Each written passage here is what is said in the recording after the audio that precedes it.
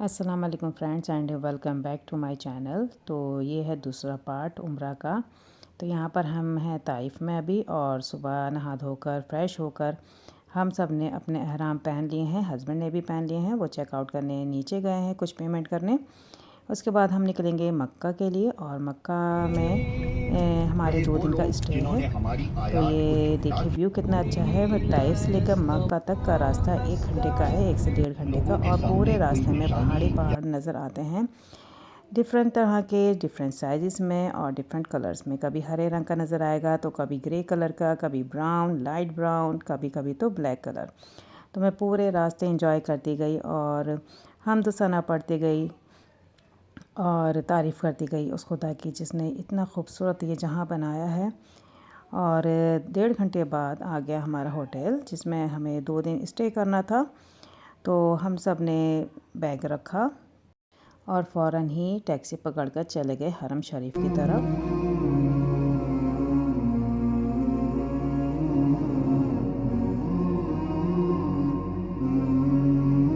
दोस्तों, इस होटल में हमने स्वीट बुक करवाया था, जिसमें कि 5 सिंगल बेड थे, तो सभी आ गए थे। और बाथरूम जो था ज़्यादा बड़ा नहीं था, बाकी तो सब चीज़ें अवेलेबल थी। फ्रिज था, जो किचन में सामान होता है वो था।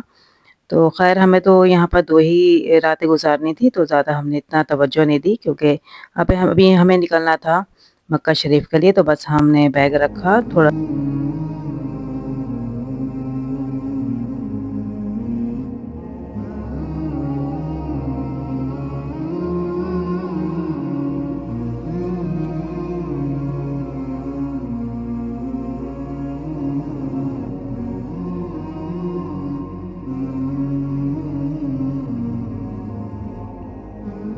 दस ग्यारह बजे हम पहुंच गए थे हरम शरीफ की तरफ। तो पहले जाते ही हमने तवाफ़ किया, और तवाफ़ के दौरान मैं वीडियो नहीं बना पाई क्योंकि अलाउ ही नहीं था, और दिल भी नहीं कर रहा था वीडियो शूट करने का, क्योंकि इतनी तलब थी तवाफ़ करने की और एक जोश था। तो बस हम सब ने तवाफ़ किया। काफ़ी मुश्किल से हुआ, भीड़ भड़का काफ़ी था, रेहान भी काफ़ी थक गए थे। हस्बैंड यासिर को उठाए थोड़ा मैं ले रही थी उससे, तवाफ़ के दौरान कभी वो ले रहे थे। और उसके बाद हमने सही किया। सही में भी काफ़ी चलना पड़ा, तो या हस्बैंड बहुत ज़्यादा थक गए थे, बच्चे भी थक गए थे, लेकिन मज़ा बहुत आ रहा था। एक खुशी हो रही थी कि हमारा उम्रा कंप्लीट हो गया है।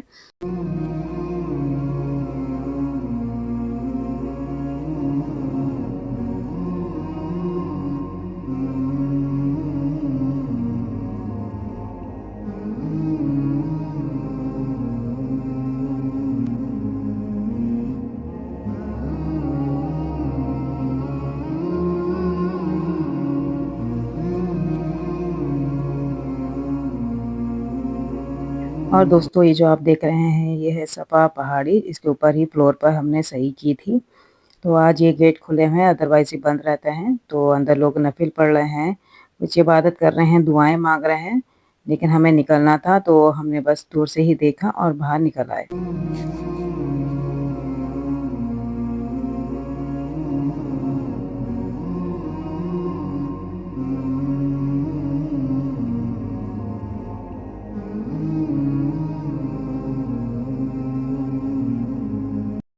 उम्रा करने के बाद हम आ गए अपने फ्लैट में, और सब इतना थक गए थे कि बाहर निकलने की हिम्मत ही नहीं हुई। फिर हम सो गए थे। नेक्स्ट डे मॉर्निंग आपको व्यू दिखा रही हूँ। नेक्स्ट डे ही था, हमारे पास एक ही दिन बाकी था, तो हमने सोचा शहर देख लिया जाए कि और क्या-क्या चीज़ें यहाँ पर देखने के लिए है। तो यहाँ पर हम गए थे जबल नूर, यहाँ गार हिरा देखने के लिए। तो बस उसी का ये रास्ता है, रास्ते में ही पहाड़ी दिखेगी। मैं आपको दिखाऊँगी कि किस तरह की है। तो अनाया को लग रही थी भूख, तो यहाँ पर एक छोटी-सी मार्केट है जिसमें फ्रेश फ्रूट्स और वेजिटेबल मिल रही थी। जितनी भी ये आप बास्केट देख रहे हैं सब 5 रियाल की ईच थी। तो काफ़ी सस्ता यहाँ पे फ्रूट्स और वेजिटेबल था। तो ख़ैर मुझे तो 2-3 सामान ही लेना था अनाया के लिए, क्योंकि इसने सुबह ब्रेकफ़ास्ट नहीं किया था, तो बोल रही थी मम्मा फ्रूट्स ले लीजिए।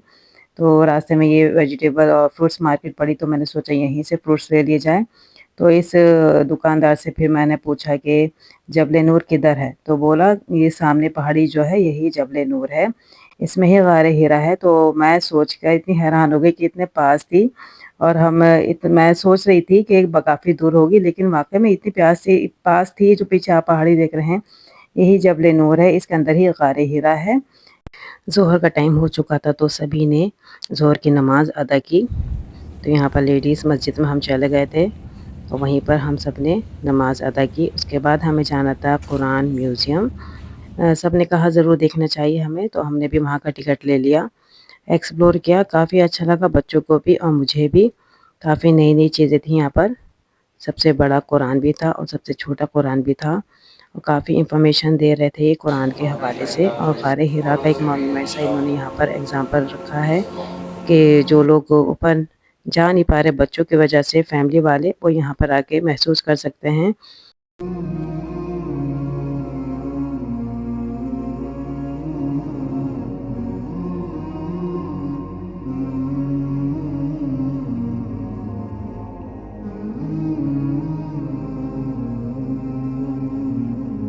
दोस्तों ये जो आप सामने देख रहे हैं यहाँ पर दुनिया भर के कुरान लाए गए हैं। ऊपर से नीचे तक आपको कुरान शरीफ ही मिलेंगे हर ज़ुबान में। तो यहाँ पर सबसे बड़ा कुरान यानी कि दुनिया का सबसे बड़ा कुरान शरीफ भी मौजूद है, जिसका रिकॉर्ड बन चुका है गिनीज बुक ऑफ रिकॉर्ड में। तो यहाँ पर हमने बच्चों की फ़ोटो ली और सबसे ज़्यादा मुझे अमेजिंग चीज़ यही लगी, ये वाली टावर जो कुरान टावर है। और ये वो औज़ार हैं, वो कलम है जिससे कुरान शरीफ लिखा जाता था उस ज़माने में। और कहाँ-कहाँ लिखा जाता है वो मैंने छोटी क्लिपिंग में दिखा दिया कि चमड़े पर भी लिखा जाता था, लकड़ी पर भी, क्योंकि उस टाइम पेजेस मौजूद नहीं थे। तो इसी तरह सहाबी लिखा करते थे, चमड़े पर लिख दिया करते थे, कभी पत्ते पे, जो भी उनको चीज़ें मिलती थी उस पर वो वर्सेस लिख दिया करते थे। और ये पहला कुरान है जो कि जर्मन लैंग्वेज में ट्रांसलेट हुआ था। और ये जो आप कुरान के 2 सफ़े देख रहे हैं, मतलब 2 पेजेज़ जो शुरू के होते हैं, ये टाइल्स से बनाए गए हैं, छोटे-छोटे टाइल्स को कलेक्ट करके उससे ये बनाए गए हैं। तो ये भी मुझे काफ़ी अच्छे लगा।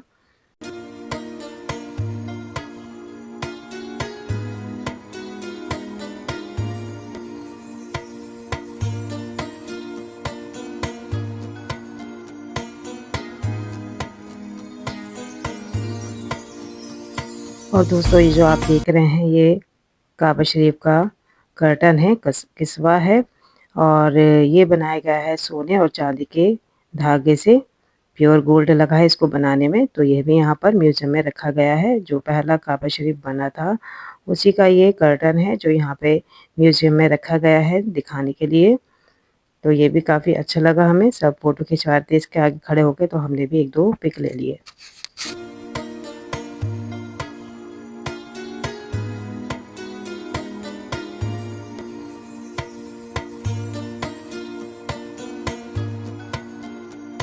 दोस्तों ये सबसे छोटा कुरान है, स्मॉलेस्ट कुरान।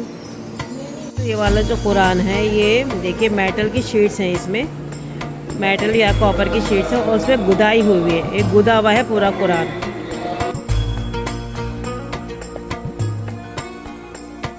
और जिन पेड़ों का ज़िक्र कुरान में है वो भी यहाँ पे मौजूद हैं। असली कंडीशन में नहीं है, आर्टिफ़िशियल उन्होंने रखे हैं, ये बताने के कि ये वाले जो पेड़ हैं इनका ज़िक्र कुरान शरीफ में है। और ये काबा शरीफ का गोल्डन दरवाज़ा, मेन गेट जो है, वो ये असली तो नहीं है लेकिन उसका एक मॉन्यूमेंट सा बना के इन्होंने यहाँ पर प्रेज़ेंट किया है दिखाने के लिए। और इन्फॉर्मेशन भी साथ में दी गई है कि आप आराम से पढ़ लें और समझ लें।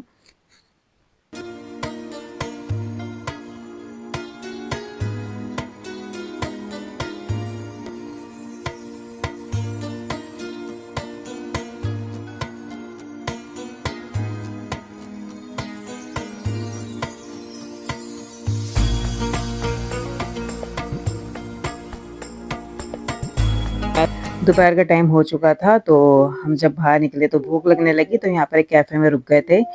यहाँ पर फिर से हमने शॉर्मा लिया क्योंकि यहाँ पर इतना शॉर्मा मिलता है और डिफरेंट टेस्ट का मिलता है, तो फिर से हमने शॉर्मा ट्राई किया। अनाया ने अपने ये फ्राइज़ ले लिए थे और जूस ले लिया था, कोल्ड ड्रिंक ले ली थी। दोस्तों हमें जाना था गार हिरा देखने के लिए, लेकिन काफ़ी ऊँचाई पे था, तो हस्बैंड बोले कि यासिर के साथ ऊपर जाना चढ़ाई पर सही नहीं है, थकान हो जाएगी और बच्चे भी थक जाएँगे। और काफ़ी 15 से 20 मिनट तक का रास्ता है नीचे से ऊपर तक का। वॉकिंग डिस्टेंस है, स्टेयर्स हैं, मतलब सीढ़ी-नुमा रास्ता है, लेकिन हमारे लिए बहुत मुश्किल था, तो हमने वहाँ पे जाना कैंसल कर दिया। और साथ ही में म्यूज़ियम था, हमने जो टिकट लिया था वो 3 म्यूज़ियम के लिए थे, तो हम दूसरा म्यूज़ियम एक्सप्लोर करने जा रहे थे, तो वहीं पर गार हिरा का एक मॉन्यूमेंट सा उन्होंने दिखाया है कि किस तरह ऊपर बना है, सेम एग्ज़ैक्ट उन्होंने नीचे ही बनाया है ताकि आप वहाँ जाके देखें, फ़ील करें और काफ़ी अच्छा लगा। बच्चों ने भी वहाँ पे फ़ोटो लिए थे अंदर जाके। बैठे थे बिल्कुल एग्ज़ैक्ट वही चीज़ें उन्होंने नीचे म्यूज़ियम में रखी हैं जो कि ऊपर पहाड़ी पर है।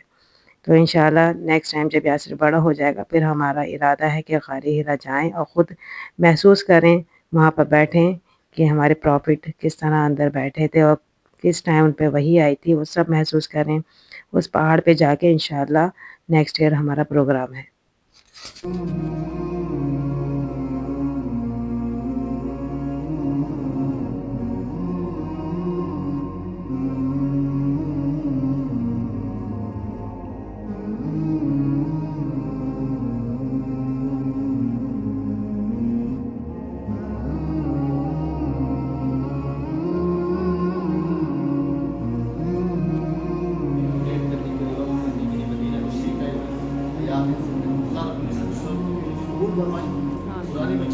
और दोस्तों ये जो कुरान शरीफ है ये हाथ से कढ़ाई हुआ है। पाकिस्तान की खातून ने 35 साल लगा दिए इस कुरान को कंप्लीट करने में और ये हाथ से कढ़ा हुआ है। उनका नाम भी यहाँ पर मौजूद है।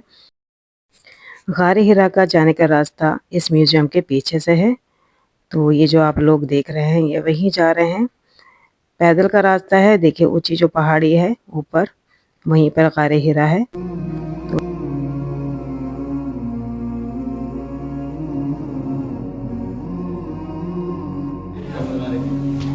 सूरत की पहली 5 आयत यहाँ नाजिल हुई और ये नए रास्ते में बनाया 24 आवर होकर।